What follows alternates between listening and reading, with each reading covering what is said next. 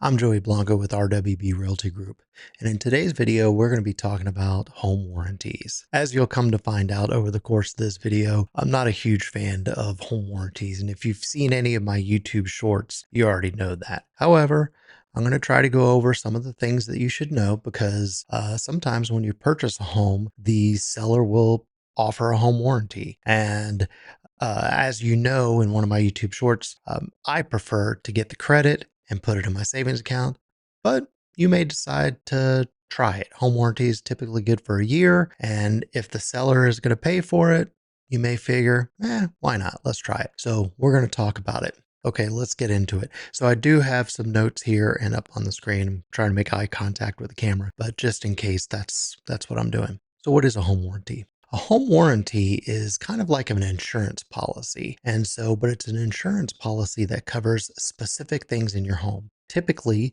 it covers things like appliances, your refrigerator, your dishwasher, your oven, just, hot water heater, air conditioning.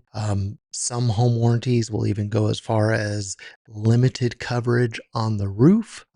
But you really have to pay attention to the fine print on that one because they do not cover damage from hail or wind, things that your insurance company would cover. So, you're going to hear me say over and over in this video to read the contract and read the fine print. That's not going to be a mile long, but it is important that you read it so you understand exactly what you're getting into. So again, the home warranty, it covers those types of things. Now, what is the cost? Well, a lot of home warranties have a variety of cost. So it could be, you could get like a basic plan that's normally probably around $550 the last time I checked. And then they have different plans, different tiers, all the way up to, let's say, the platinum tier. And those typically run about $1,000 a year. And the platinum tier will include everything in the house as far as the appliances go, but it'll add the roof and maybe some other things that the lower tiers don't cover. But in your policy, it'll break down what each tier covers, and then you can decide which will meet your needs. Okay. So should I get a home warranty? Well, I'm a little bit biased and I would say no. That's just my opinion. I don't think that they're worth it. And uh I used to not always be that way. I used to get the home warranty whenever I would purchase a home, and too many times I just had issue after issue of, my HVAC would break down and I would call the home warranty place. They would come out, and it seems like they always had an excuse to not cover you. For example, I believe some of the parts on my outdoor unit were rusting a little bit, and they said, "Oh well, that part is rusting, and so it's not covered." If you have a little bit of dirt, because you should be washing your outdoor unit probably once a year, or when your HVAC guy comes out to service it, he should wash it down to get all the dust and debris off of those coils. And if you've got some dust and debris on there, boom, they will not cover it. And so it seems like they've got a pretty good list of not to coverage. Now, let's see. I've got the list up here on the screen. The item was not installed correctly, didn't have proper maintenance, and so the proper maintenance goes with washing it. Displays unusual wear and tear. Damage was caused by animals like pets or vermin. So let's say some of the wires get chewed up. Say, that was caused by vermin. It's not covered. And so uh, the ways that they can get away with not covering you is very broad and it's very subjective. So just be wary of that. Okay, now I've gone over what's covered, typically refrigerators, appliances, HVAC system, water heater, and so forth. And I talked about our claims easy. Well, a little bit I talked about it, but we'll go into a little bit more depth here while trying to keep this video short. So typically what's going to happen is your HVAC is going to break down and you're going to make a claim. Let me give you a better example. My refrigerator broke down when I had a home warranty back in the day. And so I called to make a claim. And so they sent an appliance repair guy out and he's got to order some parts. Well, the parts took 3 months to get in and I was constantly calling. Now, I'm without a refrigerator. And so they ordered some parts, but the parts are back order and it's 3 months. And so that I'm going without a refrigerator. Now, truth be told, I did not go without a refrigerator. I just went out myself and bought one.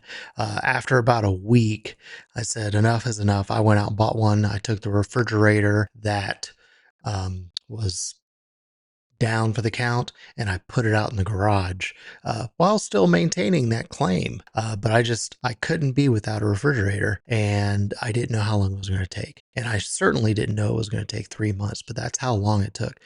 And I made phone call after phone call after phone call, and they did not want to work with me to replace that refrigerator. And finally, after 3 months, the part never came in, by the way. And so, but after 3 months, they relented and they ended up writing me a check for what it would cost to replace the refrigerator. But it was a battle, and I believe I had to file a claim with the Better Business Bureau to get their attention. And so, just know going into it that it's not as easy as pie. It's not as easy as calling them up, say, hey, my dishwasher's on the fritz, and I've got this home warranty, and then they send the appliance guy, he fixes it. You pay your $50 copay and live happily ever after. Uh, that typically is not the case. I'll give you one more example. We had our jacuzzi tub, for example, went out on another house that we had a home warranty with. And so we called, jacuzzi tubs are covered. And so they send a repairman out, but they don't send a plumber. And what you'll see is a lot of times they do not send out, like plumbers and no kidding HVAC technicians. And so it seemed to me all the technicians that would come were uh, like handyman. And so, which is, in most cases, it's fine. But in this case, we really needed a plumber to come and do that job. And we did not get that. So just, you know, I know this video is going to tend to go towards the negative when it comes to home warranties. But that's just my feeling on it. I've had so many bad experiences and I've heard of people that had so many bad experiences that I really don't push the home warranty at all. What I would prefer you do is, like I said, take the credit when you're buying a home, if they're offering a home warranty, and put it into your savings account, or do your own. I mean, you should have an emergency fund anyway with 3 to 6 months of limited expenses, and so let that be your home warranty. Or put $50 a month into a savings account just for those types of things. Because let me tell you, when it comes time to making a claim, um, it's more of a headache than what it's worth. So I hope this video was beneficial to you if you're thinking about whether or not you should get a home warranty or not. And I also hope that you like and subscribe this video. We are up over 100. I did make my goal for 100 subscribers before 2024. And so now my new goal is to be to 500 subscribers by the end of 2024. So I hope you'll help me out.